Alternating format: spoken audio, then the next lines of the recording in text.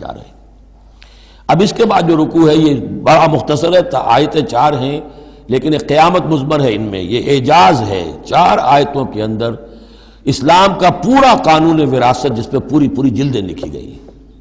جامعیت کی انتہا ہے۔ یوصیکم اللہ فی اولادکم، اللہ تعالیٰ تمہیں وصیت کرتا ہے تمہاری اولاد کے بارے میں، للذکر مثل حظ الانثیین، لڑکے کے لیے حصہ ہے 2 لڑکیوں کے برابر۔ فَإِن كُنَّ نِسَاءً فَوْقَ اثْنَتَيْنِ فَلَهُنَّ ثُلُثَا مَا تَرَكَ، اور اگر صرف بیٹیاں ہی بیٹیاں ہوں اور 2 یا 2 سے زائد ہوں تو ان کو 2/3 میں حصہ ملے گا۔ وَإِن كَانَتْ وَاحِدَةً فَلَهَا النِّصْفُ، اور اگر ایک ہی بیٹی ہے تو اسے آدھا ملے گا۔ ظاہر بات ہے بیٹا ایک ہی وارث ہوگا تو پورے کا وارث ہو جائے گا، تو جب بیٹی کا حصہ بیٹے سے آدھا ہے تو اگر ایک ہی بیٹی ہے تو اسے آدھی وراثت ملے گی، آدھی پھر اور لوگوں کو جائے گی، وہ ایک الگ حصہ ہے، معاملہ ہے۔ وَلِأَبَوَيْهِ لِكُلِّ وَاحِدٍ مِّنْهُمَا السُّدُسُ مِمَّا تَرَكَ إِن كَانَ وَلَدٌ۔ اب یہ وراثت میں ایک تو ہے نیچے وراثت بیٹا بیٹی، اور ایک ہے اوپر والد والدین، جب اب وہ بھی زندہ ہے، فوت ہوا ہے کوئی شخص، اس کے والدین یا والد یا والدہ دونوں میں سے کوئی ایک زندہ ہے، ان کا بھی حصہ ہے۔ وَلِأَبْوَيْهِ لِكُلِّ وَاحِدٍ مِّنْهُمَا، اس کے والدین کے لیے ہر ایک کے لیے ان میں سے چھٹا حصہ ہے اس کے ترکے میں سے، مما ترک ان کان لہو ولد، اگر اس کے اولاد ہے۔ ایک شخص لاولد مر گیا ہے تو اور بات ہوگی، اولاد ہے تو چھٹا یعنی 1/3 حصہ والدین کو چلا گیا، 2/3 جو ہے اولاد میں تقسیم ہوگا۔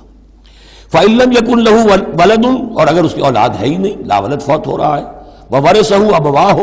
اور اس کے وارث اس کے والدین ہی ہیں، فَلِأُمِّهِ الثُّلُثُ، تو ماں کو 1/3 اور باپ کو 2/3، وہ مرد کا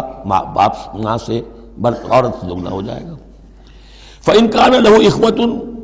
اور اگر اس کے بہن بھائی ہو، فَلِأُمِّهِ السُّدُسُ مِن بَعْدِ وَصِيَّةٍ يُوصِي بِهَا أَوْ دَيْنٍ، تو پھر ماں کا حصہ جو ہے وہ پھر اور کم ہو جائے گا، چھٹا حصہ رہ جائے گا سلس کی بجائے، تاکہ باپ کی طرف سے تو پھر بھائیوں کو وراثت جا سکے گی اس کے، لیکن ساتھ فرما دیا من بعد وصیت یوصی بہا او دین، وراثت کی تقسیم سے پہلے 2 کام کر لینے ہوں گے کہ اگر کوئی وصیت کی ہے اس وصیت کو پورا کیا جائے، اگر کوئی دین ہے جو فوت ہوا ہے اس پر کوئی قرض ہے وہ ادا کیا جائے، پھر جو ہے وراثت ادا ہوگی۔ من بعد وصیت یوصی بہا او دین، آباؤکم و ابناؤکم لا تدرون ایہم اقرب لکم نفعا، تمہارے باپ یا تمہارے بیٹے تم نہیں جانتے کہ ان میں سے کون تمہارے لیے زیادہ نافع ہے، زیادہ قریب ہے نفع کے اعتبار سے۔ فریضۃ من اللہ، یہ تم اپنی عقلوں کو چھوڑو، اللہ کی طرف سے یہ فرض ہے، فریضۃ من اللہ، یعنی آدمی سمجھے میرے بوڑھے والدین ہیں، خام خواہ ان کے لیے حصہ کائے کو رکھ دیا ہے، کھا پی چکے، زندگی گزار چکے، وراثت تو ملنی چاہیے اولاد کو، بیٹا بیٹی کو نہیں، اللہ کا حکم مانو۔ آباؤکم و ابناؤکم لا تدرون ایہم اقرب لکم نفعا فریضۃ من اللہ ان اللہ کان علیما حکیما، یقیناً اللہ تعالیٰ علیم اور حکیم ہے، اس کا کوئی حکم علم اور حکمت سے خالی نہیں۔ وَلَكُمْ نِصْفُ مَا تَرَكَ أَزْوَاجُكُمْ إِن لَّمْ يَكُن لَّهُنَّ وَلَدٌ، اور تمہارا حصہ تمہاری بیویوں کے ترکے میں سے آدھا ہے اگر ان کے کوئی اولاد نہ ہو، بیوی فوت ہو رہی ہے اور اس کے کوئی اولاد نہیں ہے تو جو کچھ چھوڑ رہی ہے اس میں سے نصف جو ہے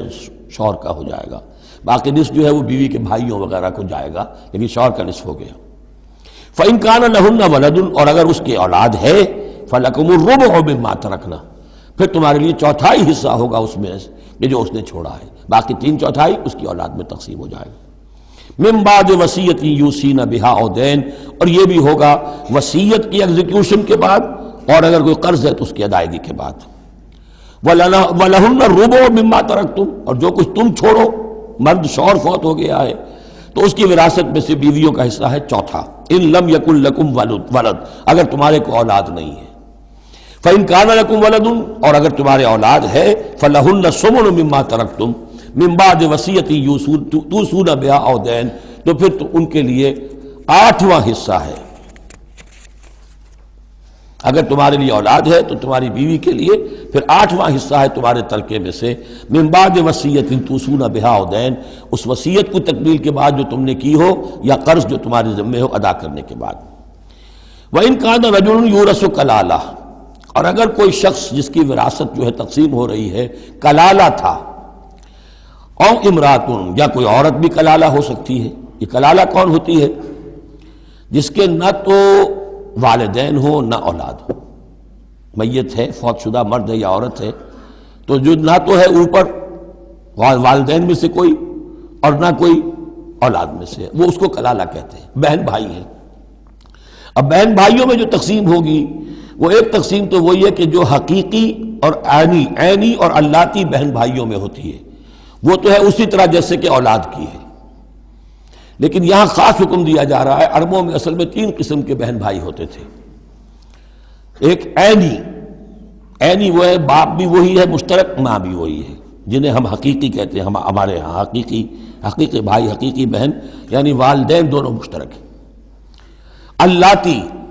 کہ باپ ایک ہے اور مائیں جدا ہیں، لیکن عرب میں ان میں کوئی فرق نہیں تھا، وہ بھی حقیقی کہلاتے تھے۔ حکم جو ہے معاشرے کے اندر ان کے عینی اور اللاتی بہن بھائیوں کا ایک ہی تھا، کوئی فرق نہیں تھا۔ ان کے ہاں سوتیلا وہ کہلاتا تھا کہ ماں ایک ہو باپ اور ہو۔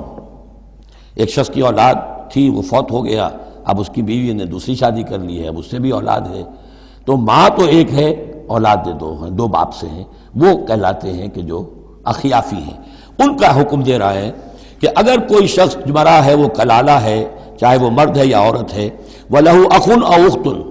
اس کی ایک بہن ہے یا ایک بھائی ہے، فَلِكُلِّ وَاحِدٍ مِّنْهُمَا السُّدُسُ، تو ان میں سے ہر ایک کے لیے چھٹا حصہ ہے۔ فَإِنْ كَانُوا أَكْثَرَ مِنْ ذَلِكَ، اور اگر وہ اس سے زیادہ ہیں، فَهُمْ شُرَكَاءُ فِي الثُّلُثِ، پھر وہ 1/3 میں حصے دار رہیں گے، من بعد وصیت یوصی بہا او دین، یہی 2 شرطیں پھر ہیں، اس وصیت کو ایگزیکیوٹ کرنے کے بعد جو کی گئی ہو یا قرض کی ادائیگی کے بعد، غیر مضار، اور یہ سارا کام ایسے ہونا چاہیے کہ کسی کو ضرر پہنچانے کی نیت نہ ہو۔ وصیۃ من اللہ، یہ اللہ کی طرف سے تاکید ہے۔ واللہ علیم حلیم، اللہ تعالیٰ سب کچھ جاننے والا، کمال حلم والا ہے۔ اس کے حلم پر دھوکہ نہ کھاؤ کہ وہ تمہیں پکڑ نہیں رہا ہے،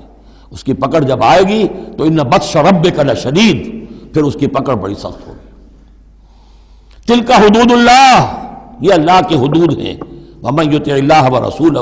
یدخلہ جنات تجری من تحتہا الانہار، جو اللہ اور اس کے رسول کی اطاعت کرے گا وہ داخل کرے گا انہیں ان باغات میں جن کے دامن میں ندیاں بہتی ہوں گی، خالدین فیہا، جس میں وہ ہمیشہ ہمیشہ رہیں گے، وذالک الفوز العظیم، اور یقیناً یہ بہت بڑی کامیابی ہے۔ ومن یعص اللہ ورسولہ ویتعد حدودہ،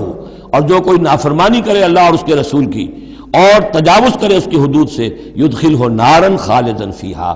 اس کو وہ داخل کرے گا آگ میں جس میں وہ ہمیشہ ہمیشہ رہیں گے، وَلَهُ عذاب مہین، اور ان کے لیے عذاب مہین ہوگا، اہانت آمیز عذاب۔